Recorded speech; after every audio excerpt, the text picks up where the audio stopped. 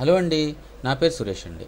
Last వీడియోలో మనం AWS సర్వర్లో Django ప్రాజెక్ట్ని ఎలా డిప్లాయ్ చేయాలి, అలాగే పోర్ట్ని యూజ్ చేసి ఎలా సర్వర్ని రన్ చేసి మనం వ్యూ చేసుకోవాలి వెబ్ పేజ్లో అనే విషయాన్ని ఎక్స్ప్లెయిన్ చేసుకున్నామండి. సో దాని కంటిన్యూషనే ఈ వీడియో అండి. ఈ వీడియోలో మనం ఈ పోర్ట్ని యూజ్ చేయకుండా డైరెక్ట్ ఐపీతో మన వెబ్ పేజ్ని ఓపెన్ చేయాలండి మనం. ఓకే, సో దానికోసం మనం కొన్ని సాఫ్ట్వేర్స్ని ఇన్స్టాల్ చేయాలి. సో ఆ సాఫ్ట్వేర్స్ని ఇన్స్టాల్ చేసి అప్పుడు ఈ సెట్టింగ్ చేసుకుని అప్పుడు ఈ ఐపీతో వర్క్ అవుద్ది అనమాట మనకి. ఓకే, సో ఇక్కడ ఐపీ అంటున్నాము. మన వెబ్ పేజ్ ఏదైతే ఉందో డొమైన్ లాగా ఉంటుంది కదా. డొమైన్ అంటే facebook.com, amazon.com, ఓకే, ఇలా ఉంటుంది కదా. సో అలా ఉండకుండా ఉత్తే ఐపీ ఏంటి అని డౌట్ రావచ్చు మీకు, ఏమీ తెలియని వాళ్ళకి. ఓకే, తెలిసిన వాళ్ళకి ఏ ప్రాబ్లం ఉండదు. సో అది తెలియని వాళ్ళకి చెప్తున్నానండి. ఈ డొమైన్ ఏదైతే ఉందో ఇలాగా domain.com అని, facebook.com అని, ఓకే, amazon.com అని, flipkart.com అని ఇవి ఎలా వస్తాయి అని అంటే ఆ పేరుని కొనుక్కోవాలన్నమాట మనం. ఆ పేరుని కొనుక్కొని ఈ ఐపీకి పాయింటింగ్ చేసుకోవాలండి. ఆ పాయింటింగ్ చేసుకోవడానికి కూడా మనకి సర్వర్స్ ఉంటాయి అన్నమాట, నేమ్ సర్వర్స్ అని అంటారు. వాటిని యూజ్ చేసి పాయింటింగ్ చేసుకోవాలి. ఓకే, సో అది వేరే టాపిక్ అండి అది. సో మీకు ఆ domain.com రాలేదు ఏంటి అని ఆలోచిస్తారని ఏమీ తెలియని వాళ్ళు ముందుగానే చెప్తున్నాను మీకు. ఓకే, సో ఇక తెలిసిన వాళ్ళతో ఏ ప్రాబ్లం లేదు మనకి. ఇప్పుడు మనకు కావాల్సింది ఏంటంటే ఐపీతో మన వెబ్ పేజ్ ఏదైతే ఉందో అది ఓపెన్ అవ్వాలి. అది మన టార్గెట్. ఓకే, సో దానికోసం కొన్ని సాఫ్ట్వేర్స్ ఇన్స్టాల్ చేయాలి. అది ఏంటనేది ఇప్పుడు చూపిస్తానండి మీకు. చూడండి, నోట్ ప్యాడ్లో నేను ఆల్రెడీ నోట్ చేసి పెట్టాను. ఇదిగోండి, నోట్ ప్యాడ్లో నోట్ చేసి పెట్టాను. 2 సర్వర్స్ని అయితే ఇన్స్టాల్ చేయాలండి. ఒకటి ఈ సర్వర్ అండి, Nginx. Okay, 2 Gunicorn. ఈ 2 సర్వర్లు మనం ఇన్స్టాల్ చేయాలన్నమాట. సో ఇదేం చేసిద్దంటే టెక్నికల్గా కొంచెం చెప్తున్నానండి. ఈ Gunicorn ఏం చేసిద్దంటే ఒక సాకెట్ క్రియేట్ చేసిద్ది. ఓకే, ఆ సాకెట్ ద్వారా మనం ఎవ్రీ టైము ఈ చూడండి, ఈ కమాండ్ లైన్ రన్ చేయకుండా ఆటోమేటిక్గా రన్ అవుతుంటుంది అనమాట లోపల. ఓకే, మనం రన్ చేయాల్సిన అవసరం ఉండదు. అలాగే ఈ Nginx అని ఉంది కదండి, ఇది ఏంటంటే ఇది ఒక సర్వర్, వెబ్ సర్వర్ అనమాట. రైట్, సో వెబ్ పేజ్కి మనకి సపోర్ట్గా ఉంటుంది ఇది. ఓకే, ఈ 2 సర్వర్లు మనం ఇన్స్టాల్ చేసి పెట్టుకోవాలి. అయితే ఈ Nginx అనేది మనం ఆల్రెడీ ఇన్స్టాల్ చేసేసామండి. ఓకే, స్టార్టింగ్లో మనం లాస్ట్ వీడియోలో మనం ఒక కమాండ్ అయితే యూజ్ చేసాం పైథాన్ ఇన్స్టాల్ చేయడానికి. సో దాంతోపాటు ఆ సర్వర్ను కూడా మనం ఇన్స్టాల్ చేసేసాం. సో అది ఇన్స్టాల్ చేయాల్సిన అవసరం లేదు. ఓకే, సో కాబట్టి నేను ఈ లైన్ని డిలీట్ చేసేస్తున్నానండి. ఓకే, తర్వాత దీన్ని ఇన్స్టాల్ చేయాలి మనం. సో ముందుగా మీకు ఒక మాట చెప్తున్నానండి, మనం ఇన్స్టాల్ చేసిన తర్వాత కూడా కొన్ని ఇష్యూస్ వస్తాయి, ఎర్రర్స్ వస్తుంటాయి.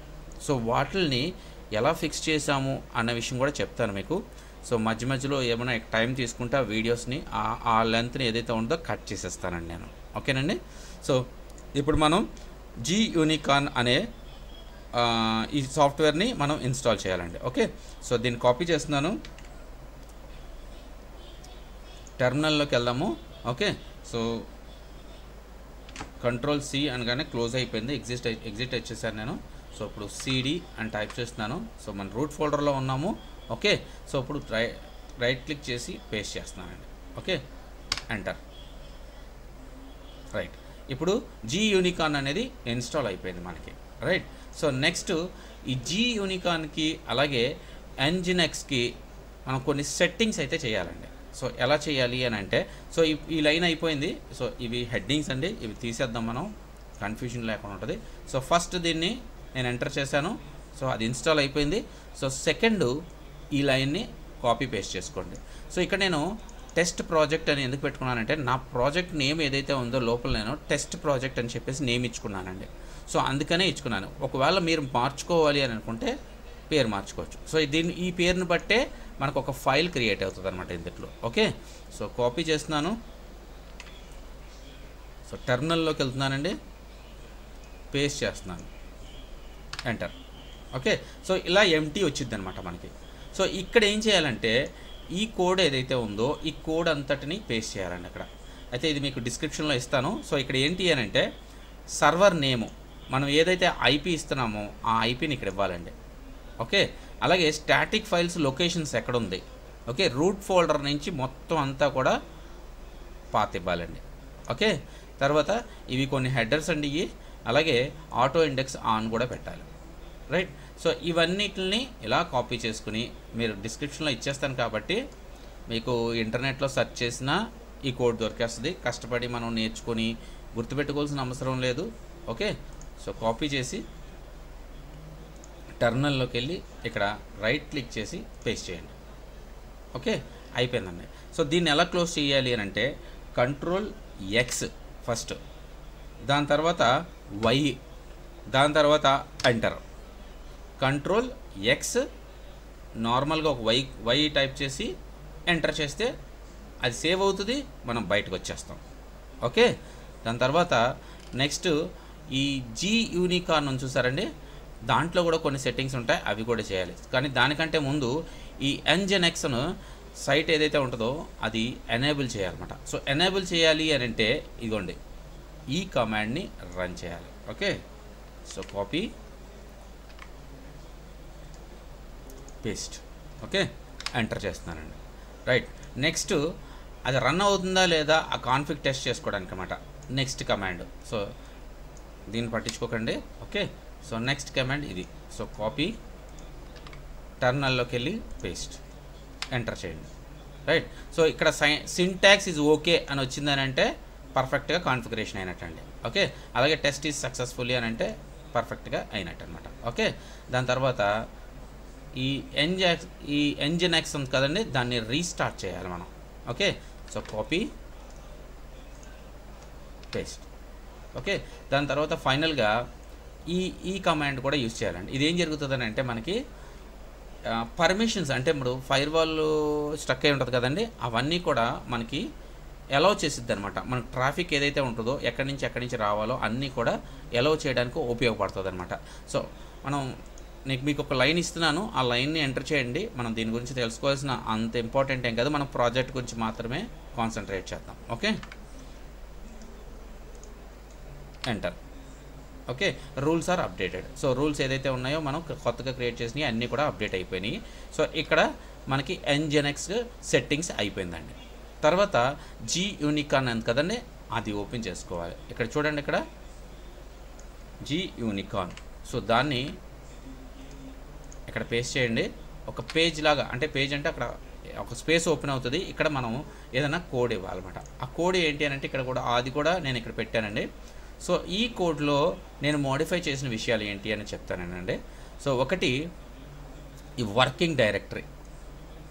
ఓకే, సో వర్కింగ్ డైరెక్టరీ ఎక్కడైతే ఉందో అంటే మనం manage.py, అలాగే యాప్ ఫోల్డరు, అలాగే ప్రాజెక్ట్ ఫోల్డరు ఎక్కడైతే ఉందో అది మనకి వర్కింగ్ డైరెక్టరీ అవుతుంది. సో నాకు ఎక్కడ ఉన్నాయండి, ఈ Django 1లో మనకి ఆ ఫైల్స్ ఉన్నాయి.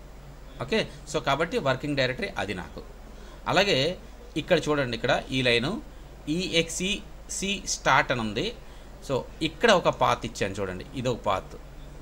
సో ఈ పాత్ ఎలా తెచ్చుకోవాలి అని అంటే అండి, మనం విచ్ జీ యూనికార్న్ అని ఒక లైన్ ఉంటుందండి, ఇది కానీ మనం అక్కడ ఎంటర్ చేస్తే టెర్మినల్లో మనకు ఆ పాత్ వచ్చేస్తుంది.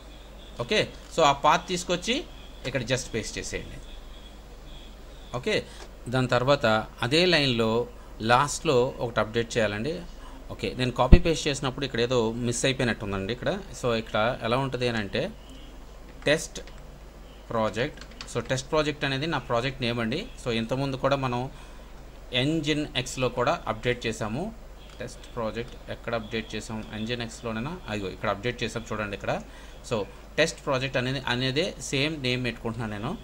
Okay, test project dot WSGI:application. Okay, application అండి, అప్లికేషన్స్ కాదు. So application, right. సో దీన్ని మనం కాపీ పేస్ట్ చేసి చూడండి, కాపీ చేయాలి ముందు. సో కాపీ చేసి ఇందాక టర్మినల్లో మనం ఓపెన్ చేసాం కదా, అదే టర్మినల్లో మనం పేస్ట్ చేయాలండి. ఓకే, సో పేస్ట్ చేసేసాము. ఇప్పుడు దీన్ని Ctrl+X+Y ఎంటర్ అంటే ఆటోమేటిక్గా అది అప్డేట్ అయిపోతుందండి. ఓకే, సో ఇప్పుడు ఈ సూడో నెక్స్ట్ కమాండ్ అండి, దీన్ని ఏం చేయాలంటే స్టార్ట్ చేయాలన్నమాట ఒకసారి, రైట్. కాపీ పేస్ట్ చేస్తున్నానండి. సో చెక్ చేస్తాను, రైట్. దాని తర్వాత ఎనేబుల్ చేయాలి దాన్ని, కాపీ పేస్ట్. ఓకే, ఎనేబుల్ కూడా అయిపోయింది, రైట్. ఇప్పుడు వాటి యొక్క స్టేటస్ చెక్ చేయాలన్నమాట ఈ 2 లైన్లు అండి. సో ఫస్ట్ జియూనికాన్ ట్రై చేస్తున్నాను, స్టేటస్ యాక్టివ్ ఉంటే అయినట్టు. చూడండి ఇక్కడ ఫెయిల్డ్ వచ్చింది, అంటే మనకి ఎక్కడో ప్రాబ్లం ఉందన్నమాట అంటే. ఓకే, సో మళ్ళీ Ctrl+C అని కొట్టండి, Ctrl+C కొట్టి ఒకసారి దీని స్టేటస్ కూడా చెక్ చేద్దాం. కాపీ పేస్ట్, ఇది యాక్టివ్లో ఉంది. ఓకే, NGINX అయితే యాక్టివ్లో ఉంది, బట్ జియూనికాన్ అయితే యాక్టివ్లో లేదు, రైట్. సో ఇప్పుడు ఇది ఎందుకు యాక్టివ్లో లేదో మనం చెక్ చేయాలండి. ఓకే, సో దానికోసం మనం ఎర్రర్ లాగ్ చెక్ చేయాలన్నమాట. ఎర్రర్ లాగ్ చెక్ చేద్దాం ఫస్ట్, అసలు ఏమైందో అనేది. చూడండి ఇక్కడ లైన్ ఉంది చూడండి. ఫస్ట్ దానికంటే ముందు మీకు ఈ కమాండ్ ఒకసారి చూపిస్తాను మీకు. పేస్ట్, ఓకే, ఎంటర్ చేస్తే ఇదిగోండి పాత్ వచ్చింది చూడండి. ఇందాక చెప్పాను కదండి మీకు. సో ఆ పాత్ ఇది అనమాట. ఈ పాత్ని కాపీ చేసి మనం ఈ లైన్లో అప్డేట్ చేసుకోవాలి. ఎక్కడ, ఇదిగోండి జియూనికాన్ సర్వీస్ ఏదైతే ఉందో అందులో కోడ్ అప్డేట్ చేస్తాం కదండి, అక్కడే ఇక్కడ అప్డేట్ చేసుకోవాలి. ఓకే, సో మీకు ఈ కమాండ్ గురించి ఇప్పుడు అర్థమైందని అనుకుంటా, మీకు ఎందుకు తీసుకున్నాను అనేది. సో ఇప్పుడు దీని తర్వాత ఏంటంటే ఫస్ట్ మనం ఏం చేయాలంటే ఎర్రర్స్ చూడాలి. కమాండ్ అండి ఇక్కడ ఇదిగోండి. సో ఈ కమాండ్ని కాపీ చేసి పేస్ట్ చేస్తున్నాను. సో ఎర్రర్ లాగ్స్లో ఏమొచ్చింది ఎర్రర్? ఓకే, చూడండి ఇక్కడ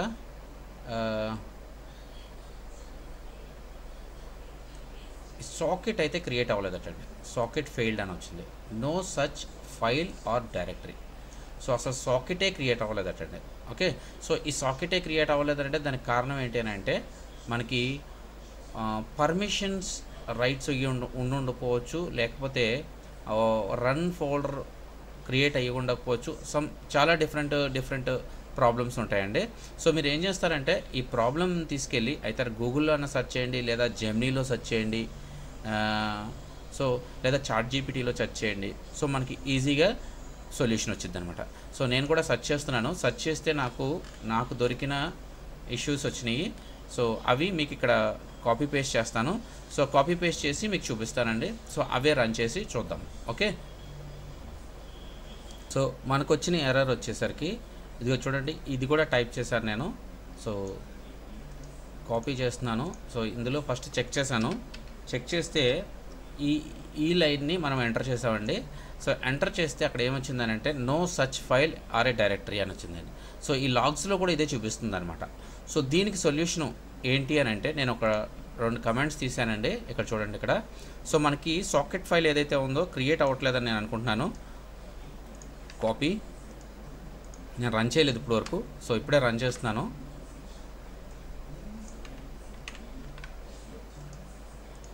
సో 2 లైన్లు కమాండ్ రన్ చేశానండి. అలాగే ఈ జియూనికార్న్ని మనం ఒకసారి రీస్టార్ట్ చేద్దాం. సైట్ ఇప్పుడు ఈ జియూనికార్న్ స్టేటస్ అయితే చెక్ చేయాలన్నా. ఓకే,